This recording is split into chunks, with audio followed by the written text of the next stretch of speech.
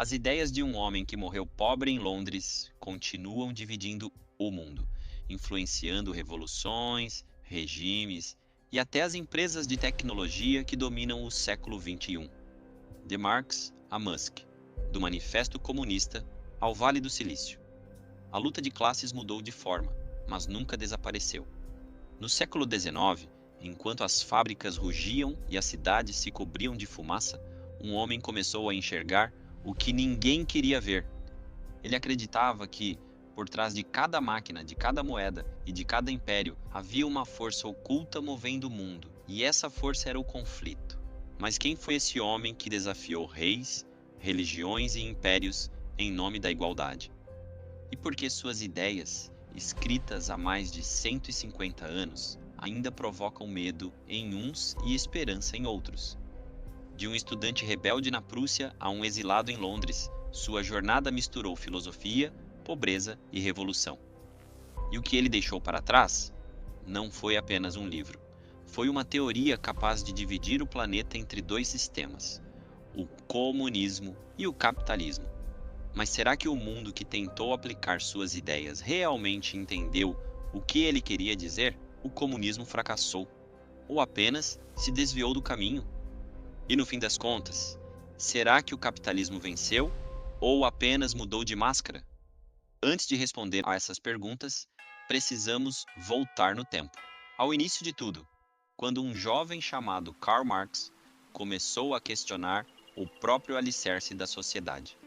Hoje, vamos voltar ao século XIX, um tempo em que o mundo mudava com velocidade nunca vista antes. As máquinas a vapor, o aço e as fábricas transformavam cidades em centros industriais, e a desigualdade crescia junto com a fumaça. Foi nesse cenário que nasceu Karl Heinrich Marx, em 5 de maio de 1818, na cidade de Trier, então parte da Prússia, hoje Alemanha. Filho de Heinrich Marx, um advogado culto e liberal, e de Henrietta Pressburg, uma judia holandesa, Karl cresceu em meio a discussões sobre política, religião e moral. Seu pai, originalmente judeu, precisou se converter ao cristianismo para continuar exercendo a profissão. Entre o que se acreditava e o que se devia aparentar, marcou profundamente o jovem Marx. Durante os estudos em Trier, ele já demonstrava uma mente inquieta. Gostava de poesia, filosofia e das discussões políticas que agitavam os corredores da escola, tanto que ela passou a ser vigiada pela polícia prussiana por abrigar ideias liberais demais. Em 1835, com apenas 17 anos, Marx entrou na Universidade de Bonn. Tentou seguir direito, mas achou o curso chato demais. Logo trocou por filosofia, na Universidade de Berlim, onde conheceu o pensamento de Georg Wilhelm Friedrich Hegel, o filósofo mais influente da Alemanha naquela época. Foi ali que Marx entrou em contato com um grupo conhecido como os Jovens Hegelianos. Eram intelectuais que reinterpretavam a filosofia hegeliana de forma mais radical, questionando a Igreja e o Estado.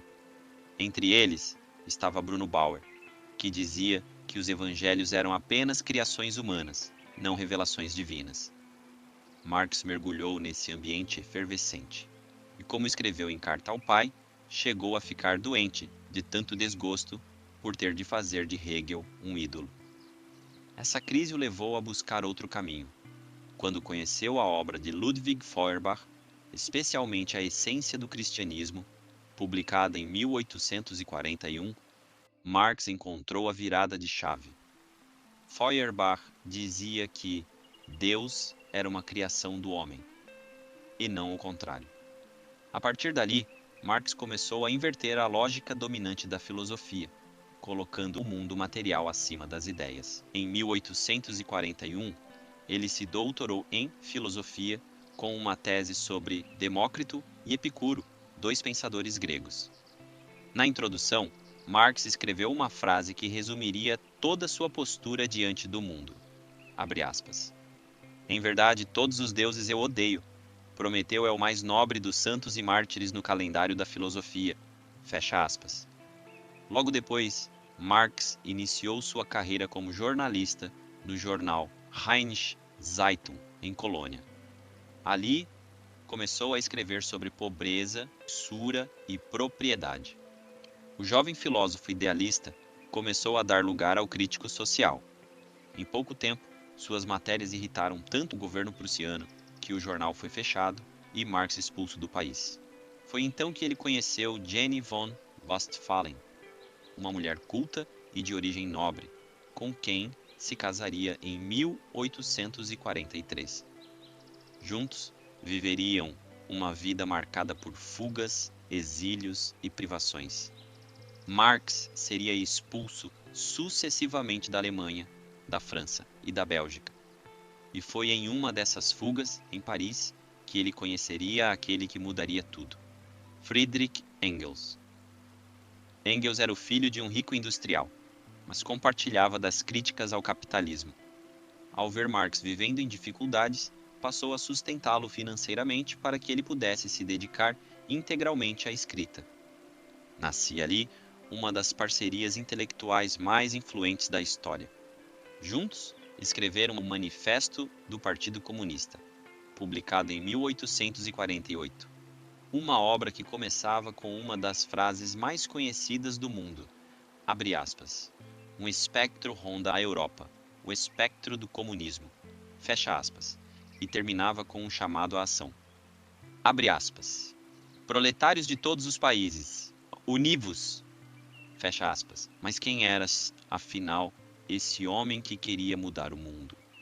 E que morreria pobre, doente e sem ver sua revolução acontecer? E por que suas ideias, escritas há mais de 150 anos, ainda dividem o planeta entre defensores e críticos? Depois de anos de exílio, pobreza e polêmica, Karl Marx chegou à sua fase mais produtiva em Londres. Lá, entre livros e anotações, escrevia por horas a fio nas bibliotecas, sustentado pela amizade e pelo dinheiro de Engels.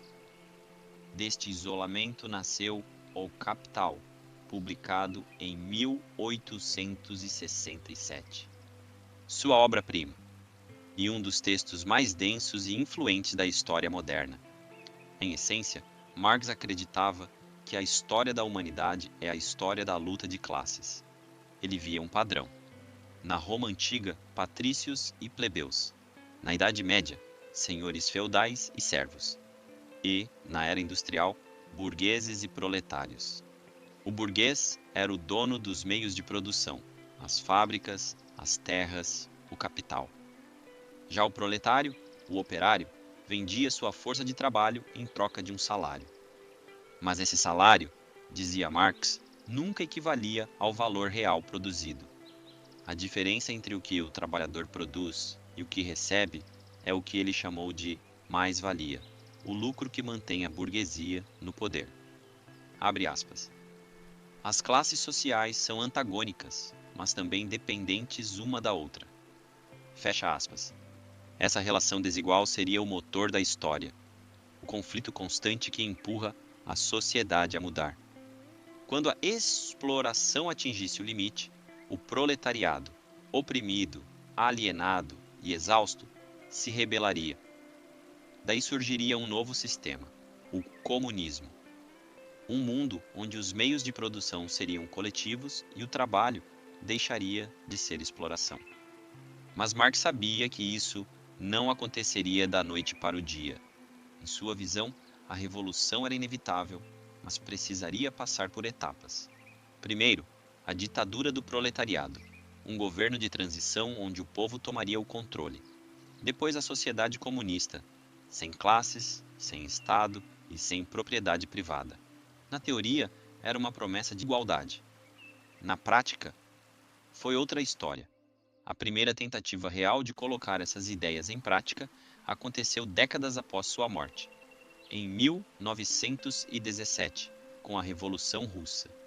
Lenin, líder dos bolcheviques, se inspirou fortemente em Marx e Engels, mas, ao adaptar as ideias ao contexto russo, criou algo novo, o marxismo-leninismo, uma doutrina que justificava o uso da força, do partido único e da centralização total do poder.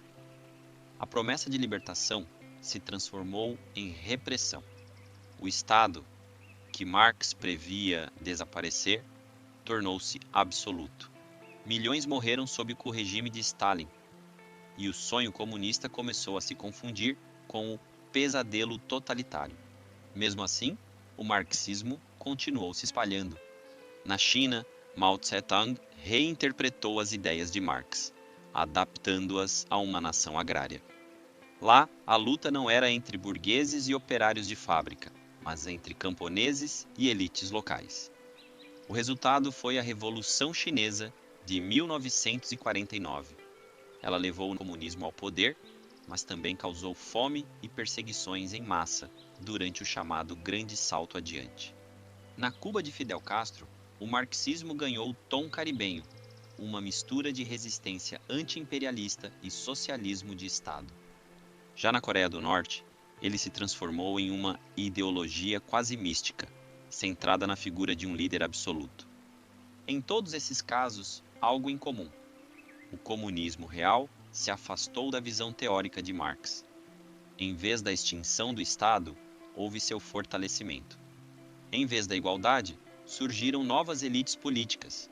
E enquanto isso, no lado oposto do tabuleiro, o capitalismo se reinventava. Nos países ocidentais, a revolução industrial que Marx criticava deu origem a um sistema cada vez mais produtivo e tecnológico. Os Estados Unidos se consolidaram como símbolo máximo do capitalismo. A livre iniciativa, a competição e a acumulação de capital se tornaram valores centrais. Mas o capitalismo também trouxe contradições, crises econômicas, desigualdade e concentração de riqueza. E, ironicamente, os próprios pensadores liberais começaram a perceber que o sistema só se sustentaria com alguma regulação e direitos trabalhistas, justamente as pautas que Marx havia previsto. O curioso é que, no século XXI, mesmo após o colapso da União Soviética, o nome de Karl Marx voltou a aparecer com força. Em tempos de crise, desemprego e desigualdade, suas ideias reaparecem como um espelho incômodo. Seria Marx um profeta incompreendido? Ou suas teorias estão presas a um mundo que já não existe? Mais de 140 anos depois da morte de Karl Marx, o mundo que ele descreveu mudou. Mas as tensões que ele identificou continuam lá. Hoje, o proletariado das fábricas do século XIX deu lugar ao trabalhador digital. Entregadores, freelancers, motoristas de aplicativo. A mais-valia, que antes era gerada no tear e na siderurgia, agora nasce em algoritmos e servidores. O dono da fábrica virou o dono da plataforma. E, como Marx diria, a luta de classes apenas mudou de cenário.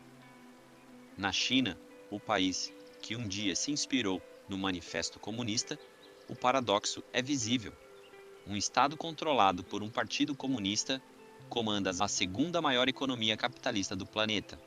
O comunismo ideológico cedeu espaço a um capitalismo de Estado, onde a produtividade e o lucro convivem com o controle político e a censura.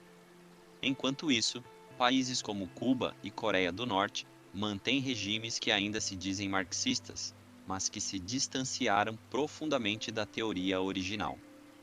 Não há mais a utopia do trabalhador livre, e sim o peso de sistemas autoritários e economicamente frágeis. No Ocidente, o capitalismo triunfou, mas não sem rachaduras. As crises financeiras globais, como a de 2008, reacenderam a leitura de Marx. Economistas e sociólogos voltaram a citar O Capital para entender o colapso dos bancos e a desigualdade crescente. E, de fato, Marx previu algo essencial: que o capital tende a se concentrar. Os ricos ficam mais ricos e os pobres mais dependentes. Hoje, as 10 maiores empresas do mundo controlam dados, comunicação e até a opinião pública. Uma nova forma de poder que ele talvez chamasse alienação digital. Abre aspas. A história de todas as sociedades existentes até hoje é a história da luta de classes. Fecha aspas. Essa frase, escrita há mais de um século e meio, ainda ecoa em um planeta onde bilhões trabalham por centavos, enquanto poucos acumulam fortunas astronômicas. Mas há também um lado que Marx não previu. O capitalismo aprendeu a se adaptar. Criou direitos trabalhistas, sistemas de bem-estar social, democracias liberais e novas formas de consumo. O que era pura exploração se transformou em muitos lugares em mobilidade social e oportunidades. E ainda assim, o ciclo se repete. A desigualdade global aumenta. A automação ameaça empregos. E os debates sobre renda básica e concentração de poder nas mãos de empresas de tecnologia soam estranhamente familiares.